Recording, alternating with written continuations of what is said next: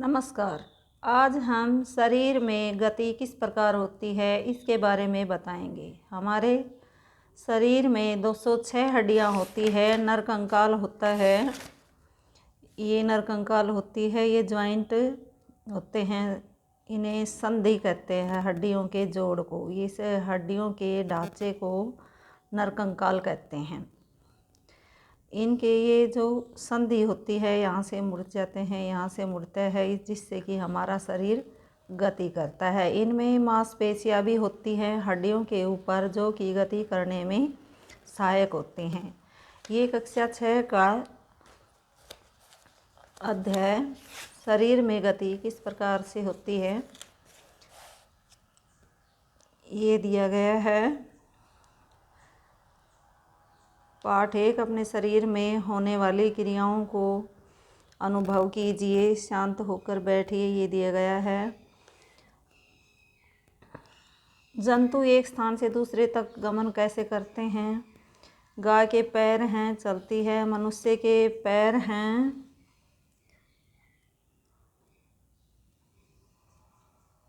पैर चलती है, चलता है। पक्षी के पंख होते हैं, कैसे चलता है? उड़ता है, उड़कर।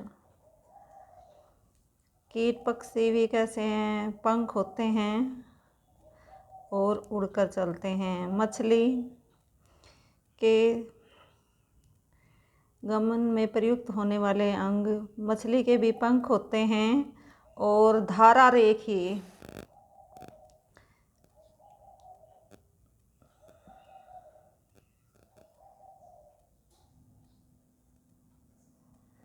गमन करती है। ये जंतु इस प्रकार चलते हैं, कुछ टहलते हैं, दौड़ते हैं, छलांग मारते हैं, रेंग कर चलते हैं, ये दिया गया है। मानव शरीर में होने वाली गतियाँ, मानव व्यायाम करते हैं, शारीरिक व्यायाम करते हैं। हाथ पैर कैसे होते हैं? चलते काम करते हैं। ये सारा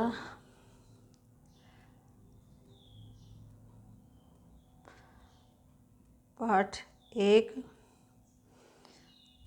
पाठ लेसन 8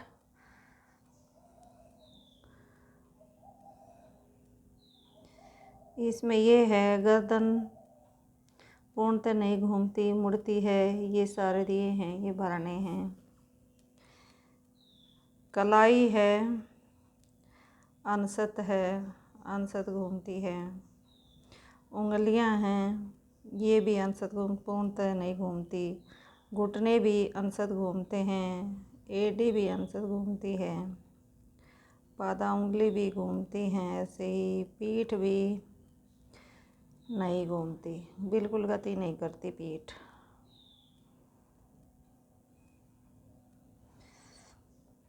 और कोहनी भी गति नहीं करती, भुजा गति करती है।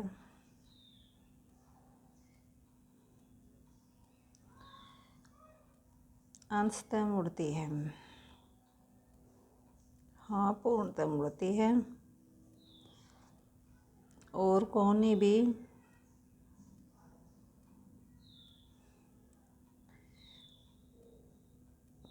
हाँ पूर्णतः मुड़ती है। सिर भी पूर्णतः मुड़ जाता है, वैसे आगे पीछे झुकता है, उठता है। ये थे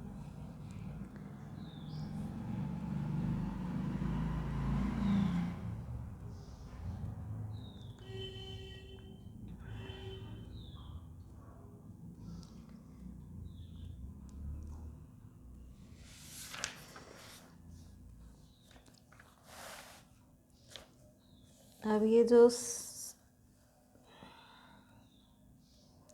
जहाँ पर दो हिस्से अस्थियों के जुड़े हों, एक दूसरे से जुड़े हों, जैसे कोहनी, कंधा, इनको हम संधि या जोड़ कहते हैं, जॉइंट।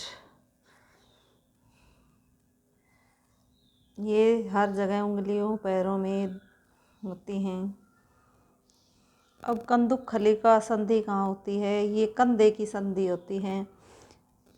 ये गर्दन से आई, ये कंधा है और ये गुई का है, ये इसका मॉडल बना रखा है। ये कंधे की संधि होती है जो सभी दिशाओं में गति करती है। कंधे को घुमा सकते हैं। धुराग्र संधि सिर तथा गर्दन तथा सिर को जोड़ने वाली संधि को धुराग्र संधि कहते हैं।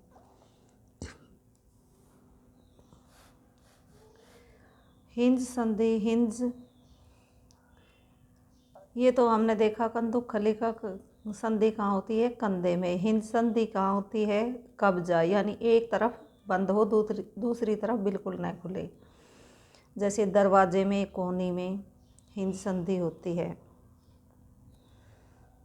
घुटने में, कोहनी में, यहाँ पर हिंज संधि होती है। जैसे ये घुटना ऐसे मुड़ जाएगा पीछे, लेकिन ऊपर की तरफ नहीं मुड़ेगा। अचल संधि, हमारे सिर के बीच की कुछ अस्थियाँ, सिर में, खोपड़ी में कुछ ऐसी संधियाँ होती हैं जो अचल होती हैं। जैसे जबड़े में, कपाल, खोपड़ी जहाँ सुरक्षित रहती है कि मध्य अचल संधि है।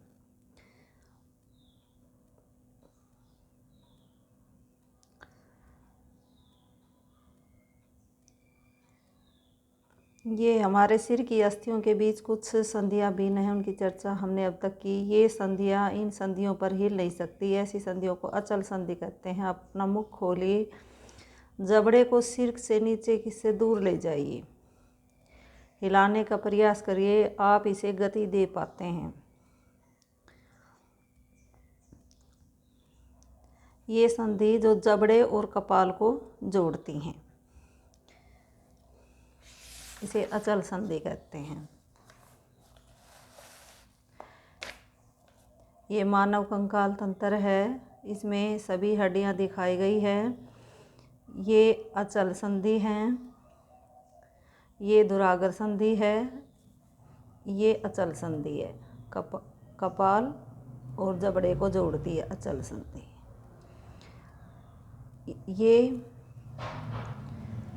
हिंज संधि है कोहनी की, घुटनों की। ये श्रोणी संधि है। ये पसली पंजर है और ये मेरुदंड है। ये हाथों की, पैरों की उंगलियां हैं।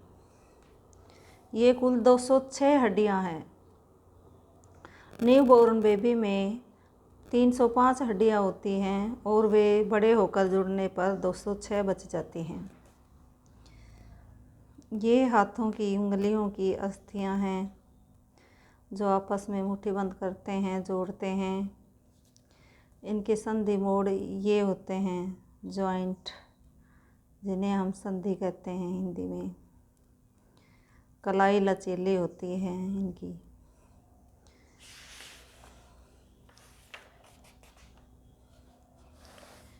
ये हमारी पसलियां हैं, पसली पंजर हैं, जिनमें हमारा हृदय, फेफड़े ये सुरक्षित रहते हैं। ये पसलियां हैं। ये मेरुदंड है, मेरुदंड जो कि ये दिखा रखी, यहाँ से पीठ की तरफ अचल संधि से जुड़कर श्रोणी संधि तक जुड़ती है। ये मेरुदंड संधि है।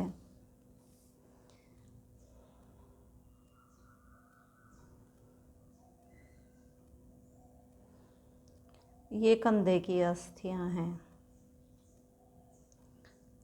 जो श्रोणी संधि की तरह हैं। ये श्रोणी संधि अस्थियां हैं। ये मानव खोपड़ी है।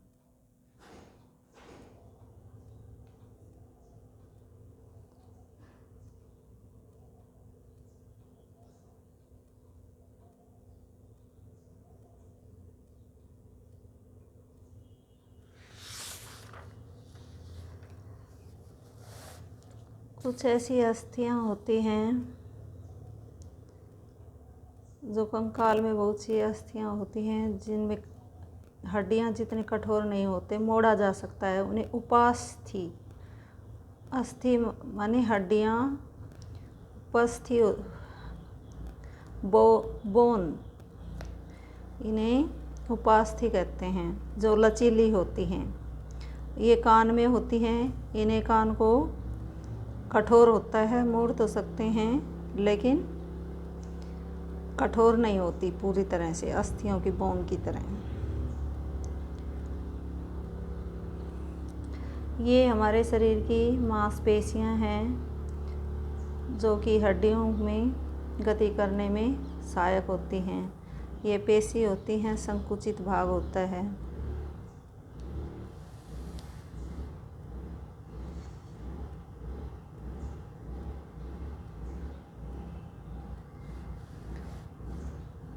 ये तो था मानव शरीर का। अब जंतुओं की चाल में केचवा, केचवा देखा होगा, निरीक्षण कीजिए इसको। परीक्षण, टाइल चिकनी सतह पर तेज गति से चलता है और खुरदरी जगह पर कम गति से चलता है। छल्लों जैसा इसका शरीर बना हुआ प्रतीत होता है। ये मिट्टी खाता रहता है और पीछे छोड़ता रहता है, जिससे कि खाद बनता रहता है। अब केचवा वास्तव में अपने रास्ते में आने वाली मिट्टी को खाता है, उसका शरीर अनपचे पदार्थ को बाहर निकाल देता है। केचवा द्वारा किया गया ये कार्य मिट्टी को उपजाऊ बनाता है।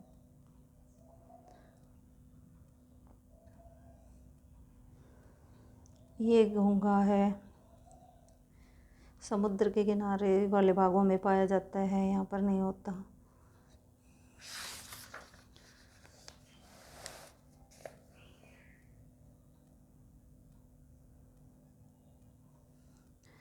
तिलचट्टा कॉकरोच तो यहाँ पर होते हैं, गंदगी वाले स्थानों में पाए जाते हैं। ये नाली वगैरह में ये अपने पंखों की सहायता से दौड़ते। इसके वक्ष से 2 जोड़े पंख जुड़े होते हैं इसके वक्ष से, जिनकी सहायता से ये अगले पैर को संकरे, पिछले पैर को चौड़े और पतले होते हैं। तिलचट्टे में विशिष्ट प्रकार की पेशियाँ होती हैं जिन्हें पेशियाँ चलने में सहायता करती हैं, उड़ने में भी पैरों को गति देती हैं। पक्षी हवा में उड़ते हैं, भूमि पर चलते हैं। ये पक्षियों के अग्रपाद के पंख बन गए, जिनसे ये उड़ने में अग्रपाद पंख से सहायता करते हैं। अगले पैर, ये पक्षी का कंकाल है।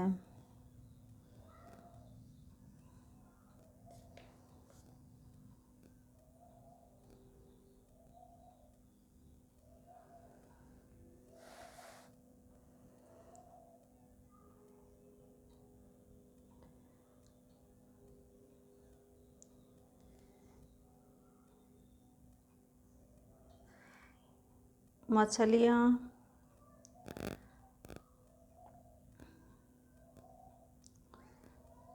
काफ़ी सीमा तक मछली का सिर एवं पूँछ मध्य भाग की अपेक्षा पतला एवं नुकीला होता है। ये सिर और पूँछ मध्य भाग की अपेक्षा नुकीले होते हैं। शरीर की ऐसे आकृति धारा रेखी कहलाती है। ये इनकी विशेष आकृति के कारण जल इधर उधर बाहर निकलता रहता है, सरलता से तैरती रहती हैं। मछली का कंकाल दृढ़ पेशियों से ढका रहता है। तैरने की प्रक्रिया अग्रभाग एक ओर मुड़ जाता है, पूँछ विपरीत दिशा में जाती है।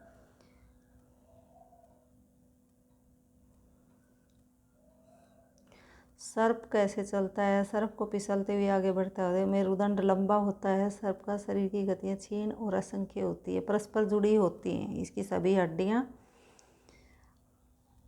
और इसका ये मेरुदंड लंबा होता है, एक ही होता है, जिसके कारण ये गति आसानी से कर सकता है, रेंग कर चलता है।